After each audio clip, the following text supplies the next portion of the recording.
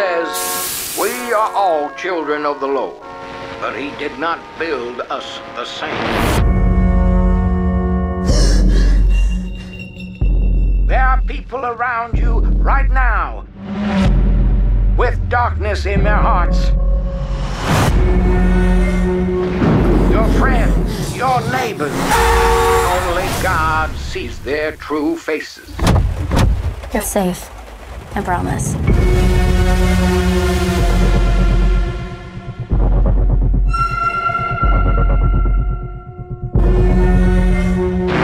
This world is infected by evil. And its people are capable of such madness. They may seem innocent, but do not be deceived by the masks they wear.